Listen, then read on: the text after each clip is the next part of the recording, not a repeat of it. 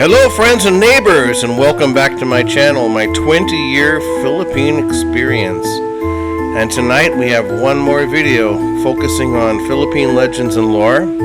This one is called Engkanto, legend or real. Now wherever you go in the Philippines, you will hear them talk about different types of Engkanto. So tonight, we're going to look into it. But before we do, let's do the honors and roll the tape.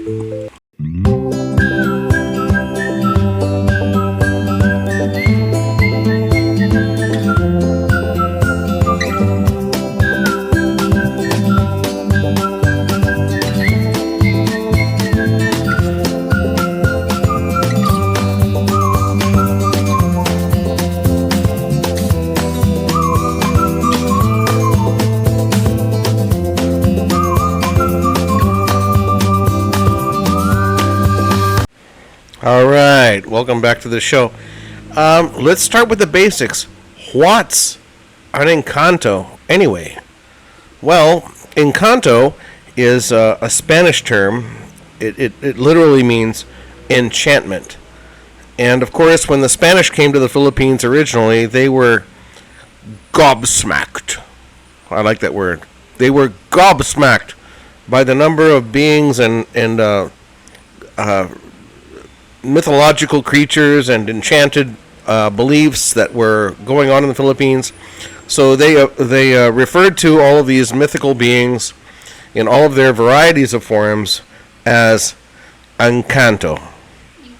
Now, the Engkanto is often associated with spirits of ancestors in the Philippines, but they're also characterized as all sorts of sirens, dark beings, elves, and even more.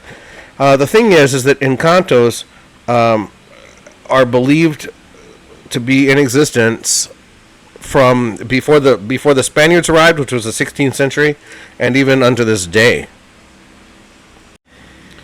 What's the appearance of an Engkanto anyway?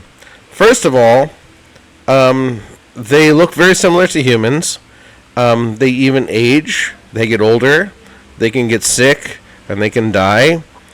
And a lot of their appearances are not that similar. Some appear as beautiful, having blue eyes, fair complexion, and golden hair. And one of the things about them is that they also have a lack of a philtrum. What's a philtrum? Well, a philtrum is the little dent above the lip between the nose and the lip. And in dogs, this has an actual purpose. It takes the scent from the sinus into the mouth, which gives the dog a greater sense of smell. In the human, if you're into humans, it doesn't really serve much of a purpose. Yeah, I've looked at mine several times, and I don't know what it does. Maybe you know what yours does. But they're also very different from each other sexually, so that you will know which one is which. The female is what we would call a tahamaling, and the male, mahomanay. The female spirit is alleged to have a red complexion, which is what I look like after I've spent several hours in the sun. And the male has a fair complexion, which is what I look like before I have spent several hours in the sun. So I'm not really sure if I'm one of these beings, but probably not. Where do these mythical creatures live? They live in nature. They live in the forest. They typically disguise their homes in giant balete trees, where they tend to keep all of their belongings. Or as in big rocks or waterfalls or some other places where you may not easily see them. If you are enchanted, or you are a friend of, or you are adopted by the Engkanto, they might take you to their home in the forest, and it might look to you to be a beautiful palace, because that's how they see it. And of course, naturally, these are magical creatures. So it kind of depends on how close you are to them as to how you see their home. Encantos are known for being extremely good or extremely bad. It really just depends on which side of the coin you fall on when you encounter one. If you are on their good side, you have amazing good luck, you have great health, you have a great fortune, and everything goes right in your life. If you're on your bad side with them, you can get depressed, you can suffer from madness, mental illness, and you might even disappear for days or months as a result of their possession of you.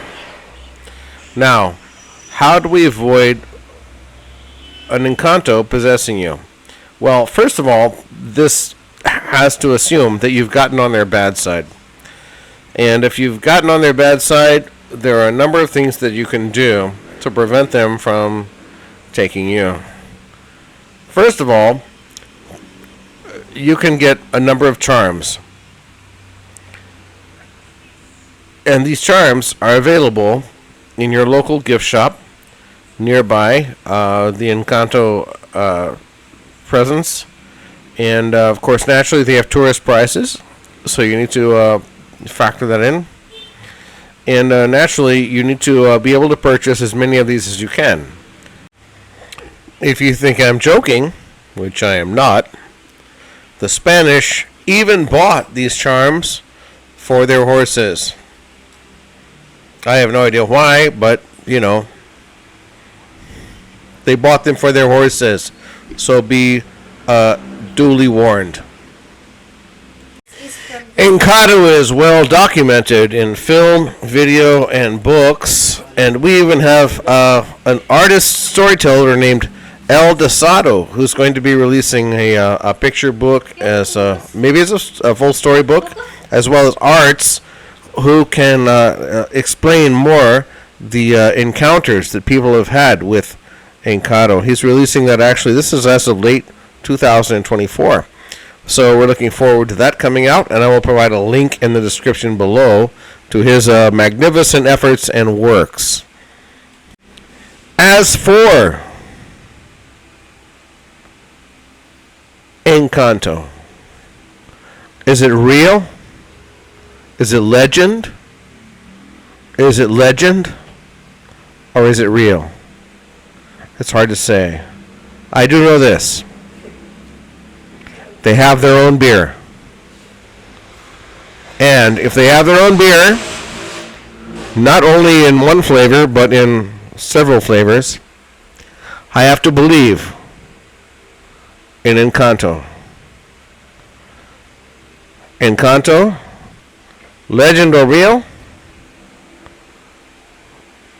I'm voting real. I don't care about what I have to say. I care about what you have to say. Please leave a comment in the section below and let me know. Do you believe in Engkanto? Do you believe that these mythical creatures exist? Do me a favor. Leave a like and a subscribe to the channel. We're looking for our number 30th subscriber. And of course, naturally, I'm always happy to welcome you to my 20-year Philippine experience. Please, give me a like, give me a love. I love you so much, and I'll be happy to submit again another video next week. Cheers!